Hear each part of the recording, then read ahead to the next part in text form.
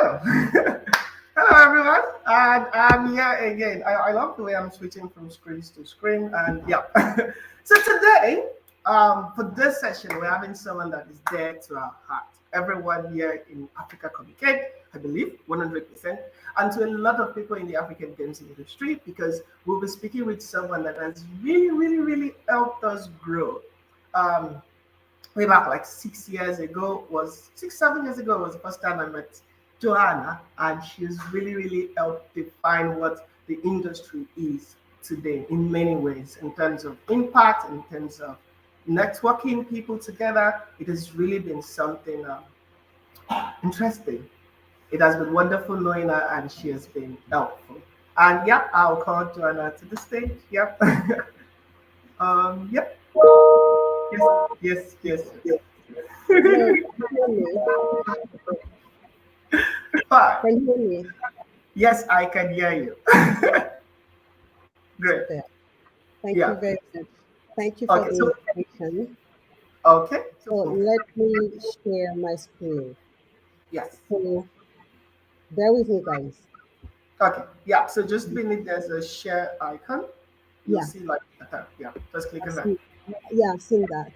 Awesome. Unfortunately, I'm a bit. Uh, just bear with me. No problem. Mhm.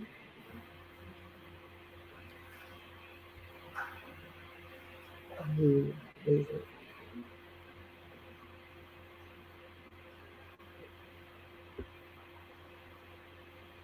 Your screen.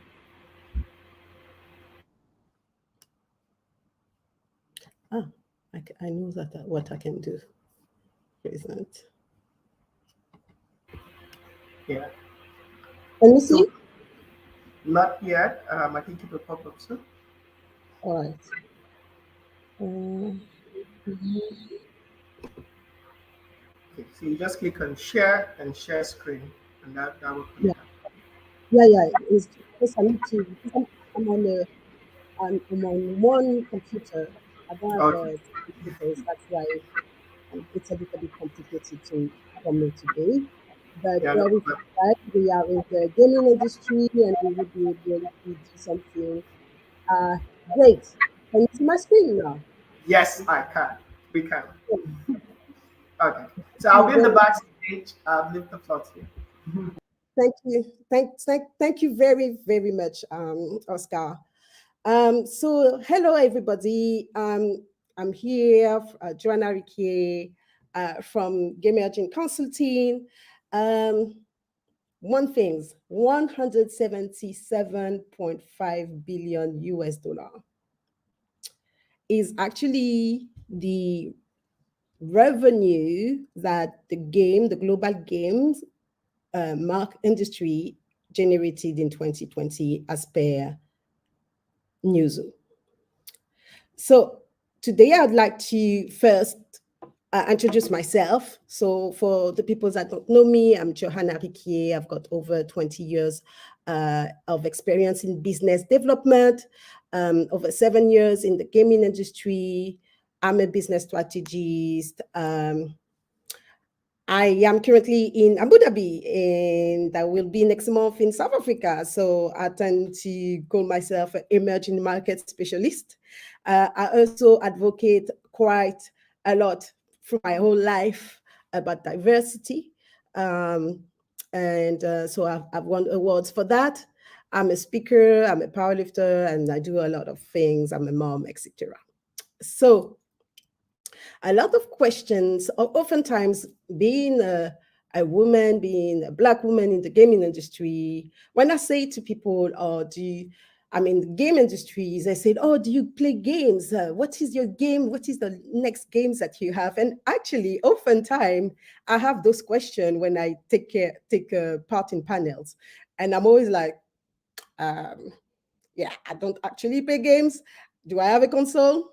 Do I have a game on my laptop? Do I have a game on my mobile? Am I a gamer? So I would say that I only have one game on my mobile, and here you can see me. But I'm really competitive though. So I don't think that it would have been very good for me, for my blood pressure, to be a gamer.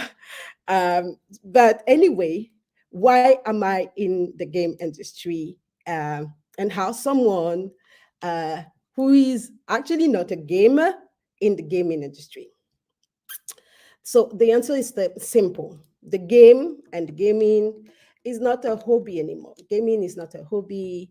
It is currently, and as the numbers that I said earlier, as you can see here from Yuzu, it's a 177.8 billion industry. So let's take that in and look. Let's look at 2 years from now. Mhm.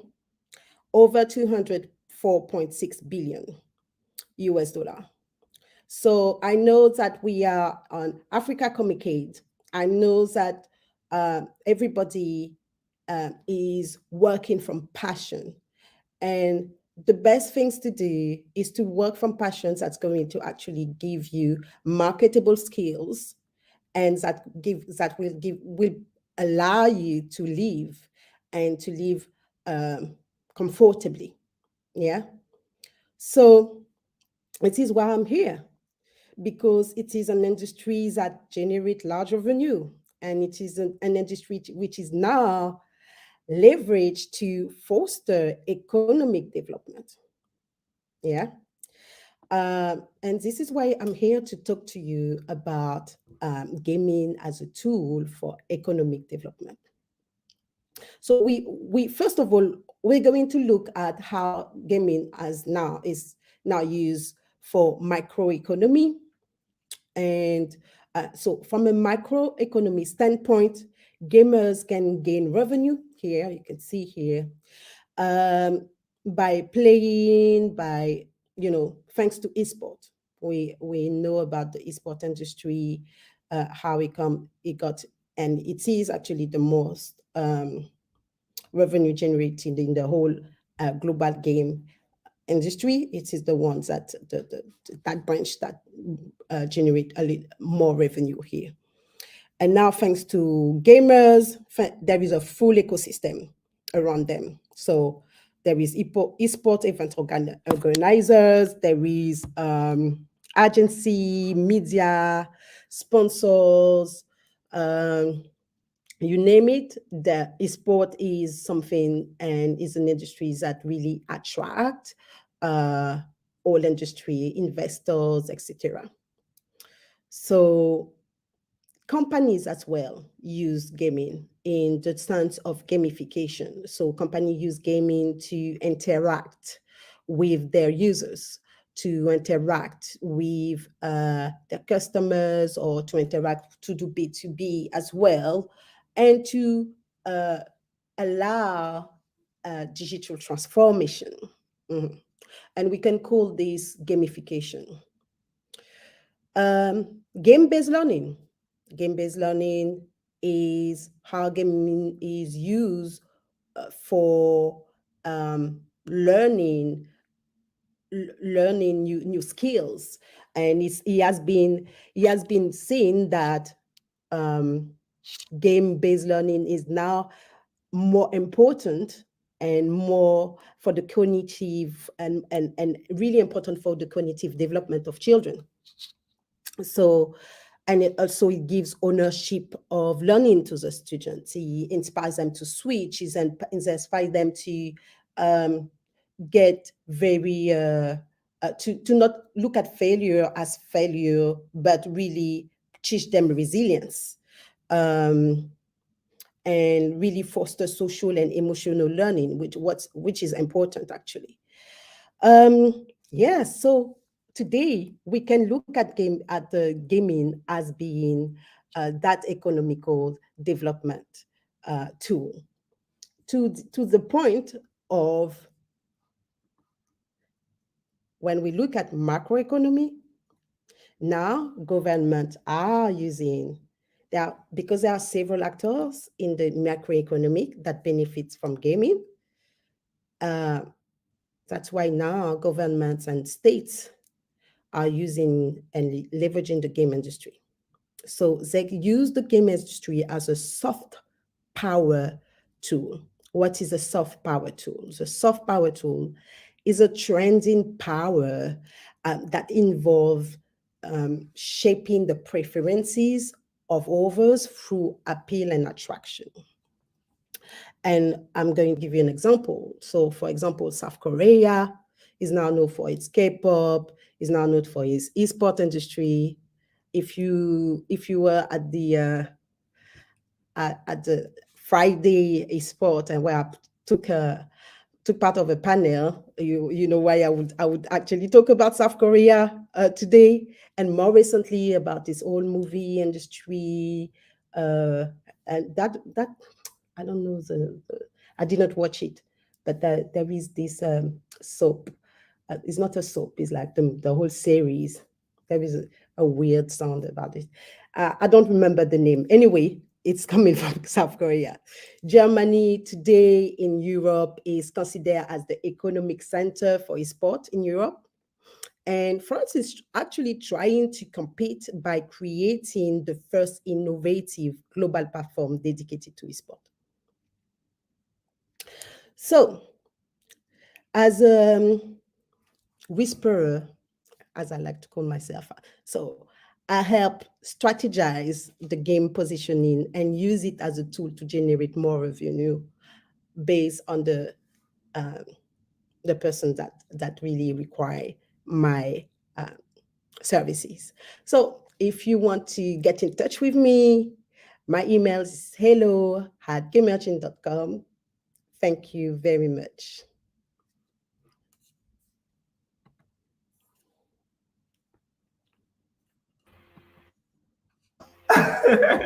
Okay. Yeah, can you hear me? Yes. Awesome. That was really, really nice. That was really, really good. I love what you said. I think one thing, really, you said it, it stuck with me all through. And that gaming is no my hobby. Like whatever you think, whatever perception you add, even if you're doing it out of passion, you have to realize gaming is no more a hobby. Now it's a business, and people can make money from it. People can make a living from it. And that presentation was really, really cool.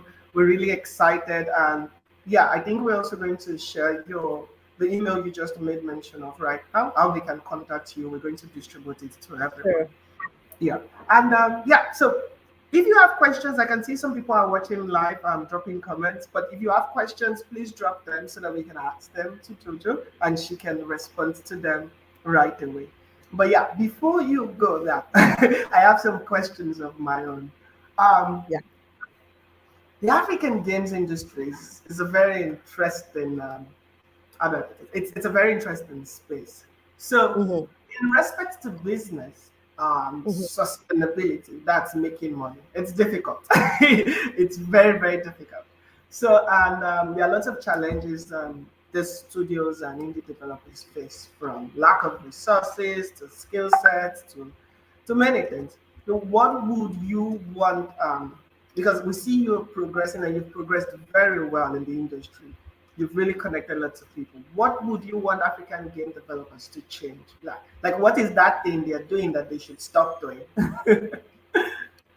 I would say that real partnership, it's important. Have a structure for the African game industry, and ensuring that there is a real partnership um, between every single, there is 54 or 55 countries in Africa. So ensuring that there is a structure, and that structure encourage and foster good communication, and as well ensuring that, okay, the business is coming to Africa. If I don't have I've got a lot of things to do. If I don't have the business here for me, I know another studios I can actually support that work for Africa. D- Like really try to work in partnership, like for real, not try to keep everything for myself and then nobody else have anything, or really work together.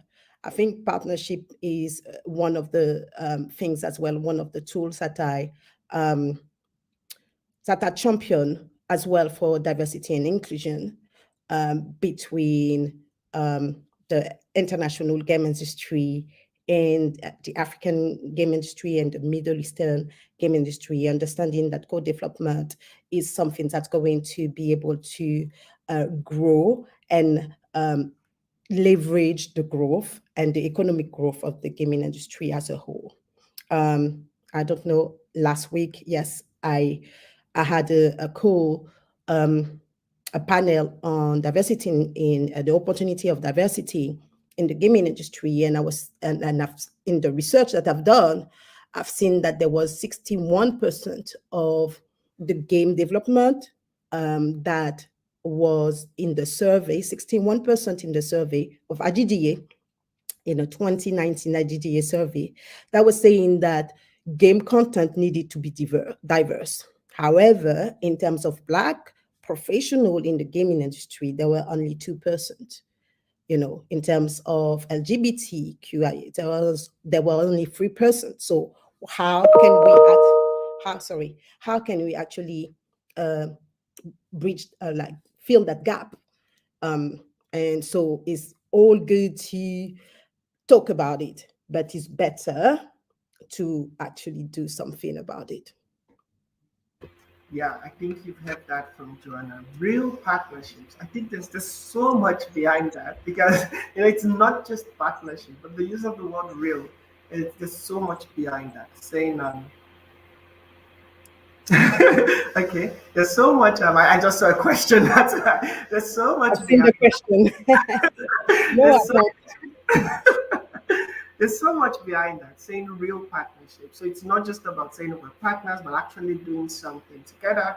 And I think it feeds back to what Guy also said. We need to come together and create a stronger front, a stronger structure, so that we can build from it. And wow, that's really cool. Eric says amazing. Adela says, I didn't get answers to Joanna's question. Do you have a console game? Do you play game? Good vibes.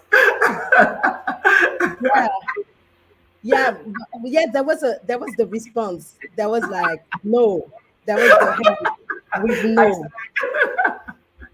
No, I don't. I don't have a console. I don't Yeah, play games. I've got one game. So I think it's like what's the name of that game? Sorry, let me look for it. Um, yeah, Toon Blast from Peak Games. Yeah, yeah, and yeah. So this is what I'm playing. What I've been playing. Not even recently. I downloaded it because there was like uh, some type of ad somewhere, and I said, "Oh, let me." Maybe I had 2 minutes to play. I never played it again. Although I don't know if you know, but 68% of people doesn't consider themselves as gamers, yeah, even though there are a lot of them that are casual gamers. And yeah, when we talk about casual gaming, we talk about like the gaming on the phone, and a lot of my demographic, so women between 25 to 45 years old, and that spend money on games. If yeah, you want to find the best demographic, even in Africa, you should definitely think about casual games for women, or really look into esport type of game. yeah. Cool, cool, cool. And Chioma says, if you play any game, it is also Exactly. gaming. Exactly. This Yeah, is this is this is what I just said.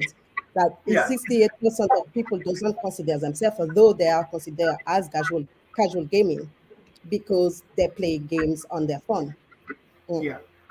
And I think one key thing that is coming out of this discussion, because I think I've also experienced that, is most people feel like for you to get into the games industry, there's quite a lot of things that you need or so. And that's the thing. Say, for example, with the metaverse, seeing the roles our game engines are playing in building the metaverse, if we don't need to limit ourselves to say, oh, you have to be a game developer or so, because people from other industries are going to come in here.